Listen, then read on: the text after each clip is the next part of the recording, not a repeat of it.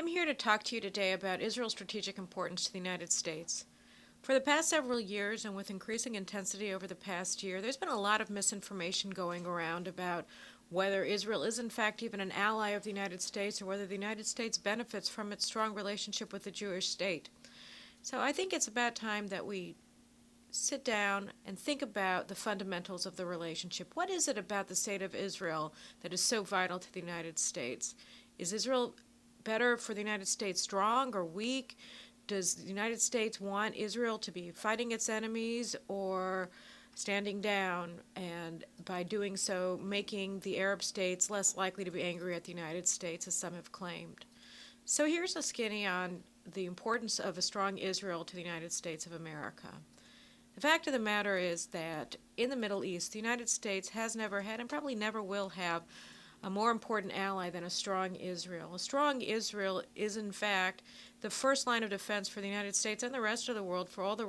against all of the radical actors in the region, both sub-state and state actors. And why is that the case? Why is it that a strong Israel is such a guarantor of global stability, of regional stability and global peace? The answer is threefold. Basically, Israel doesn't have any choice other than to be a stabilizing influence. As the first target on all the target lists of the most radical regimes and the most radical actors in the region, Israel has a permanent and inherent interest in preventing the most radical regimes and radical actors in the region from acquiring the means to cause catastrophic harm on Israel or on anyone else for that matter. And because of that inherent interest of Israel as the number one target on all of the worst actors' target lists, Israel always has to act to prevent states like Saddam Hussein's Iraq from acquiring nuclear weapons, or from allowing terrorist organizations like Hezbollah or Hamas or Al-Qaeda, for that matter, in areas like Jordan and Syria and even in the Gaza Strip, from really getting a hold in the region that they're going to be able to use to destabilize countries like Jordan and, of course, to obliterate Israel, which is, of course, their expressed wish. So as a first country on the target list of the most radical actors, Israel has a permanent interest in always preventing those actors from gaining strength. As we saw, for instance, in 1981 when Israel attacked the Osirak nuclear reactor in Iraq, by doing so, the United States, even though it was angry at Israel for taking that action at the time, in 1990 and 1991, U.S. leaders like then Secretary of Defense Dick Cheney and others acknowledged that had Israel not attacked the Osirak nuclear reactor, the United States would never have been able to fight the Gulf War and eject Saddam Hussein from Kuwait. That is, if Israel hadn't attacked Saddam Hussein's nuclear reactor in 1981, the United States would not have been able to use its power to prevent such a radical actor like Saddam Hussein from taking over the global oil supplies that flow through the Persian Gulf. Israel's strength in 1981 was what allowed the United States to remain strong in 1990 and 1991 in the region. The second reason why Israel is a stabilizing force in the region is because, unlike all of the other states in the region, Israel is hated by its neighbors, and therefore none of its neighbors are ever going to have a permanent alliance with Israel. And as a result, everybody knows that a strong Israel is never going to be able to join forces with another neighbor to gang up on a third neighbor, unlike, say, for instance, a strong Egypt in the 1960s was able to gang up on Israel with Syria and start a war that destabilized the region, or for that matter, that countries like Syria and Iran working together to gang up on countries like Jordan or Egypt can today. Israel will never be part of a permanent alliance of states in the region acting against another state in the region, and therefore everybody in the region knows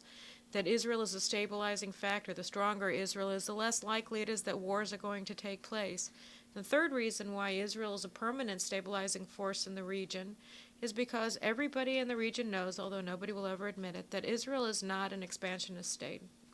Inherently, it is a non-expansionist state. It is a peaceful state and a peace-seeking state, and therefore all of its neighbors know that no matter how powerful Israel gets, they never have to worry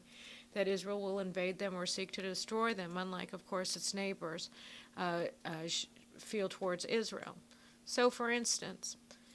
in its 62-year history, Israel has only sought to control areas that were granted to the Jewish people by the League of Nations mandate 90 years ago, and other territories that are essential for its national security. Israel has never sought to control anybody else's territory. And again, what that really means is that all of its neighbors, whether it's the Jordanians or the Egyptians or the Syrians or the Iranians for that matter, or the Iraqis, know that Israel is not as a stabilizing force. And the stronger Israel is, the more likely it's going to be to keep the peace in the region as opposed to upset the peace in the region. On the other hand, what we also know is that a weak Israel is a magnet for would-be aggressors.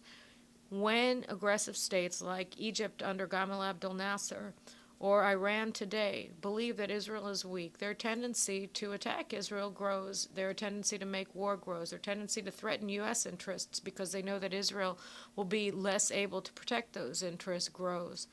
And so we know that if a state like Iran, for instance, acquires nuclear weapons, it's not only the threat that they'll actually use those weapons to destroy Israel that is at stake, but also the fact that if Iran possesses the means to wipe Israel off the map, as President Ahmadinejad said he wants to do, then that means that all of the Arab states that right now feel like they can be strong and they can be stable and they don't have to make war against Israel are suddenly going to fear for their own existence, because the likes of Iran are going to join with the likes of the most radical actors in their own countries and seek to overthrow them. And so you're going to see that once Israel is imperiled by such a state, by an Iran armed with nuclear weapons, then all the other states in the region are going to start acting in ways that we haven't seen them act for decades. So what we see from all of this is that what a strong Israel means to the nations of the region, of the Middle East, as well as to the nations of the world, including the United States, is that when Israel is strong, it keeps the most radical actors in the region reined in. It puts them on the defensive. It makes it very difficult and indeed impossible for them to cause catastrophic harm, first and foremost, of course, to Israel, but then, too, to all the other nations in the region and beyond that, to places like the United States and Europe. And as a consequence, when people come and say, well, no, what the real problem is that Israel is too strong, that Israel is prospering too much, that it threatens its neighbors, you have to say, well, now that's not true. The truth is that the stronger Israel is, the less likely these bad actors, whether they're Hamas or Hezbollah, Syria or Iran or Al-Qaeda, are to actually act on their desire to destroy Israel or to upset the power balance in the region, to destroy the stability of the oil transports through the Persian Gulf and the Gulf of Aden and the Suez Canal. That is, if a strong Israel didn't exist, the nations of the world would have to collude to try to invent one, because what the strong Israel does is protect the interests not only of the United States but of all nations in the region and the world.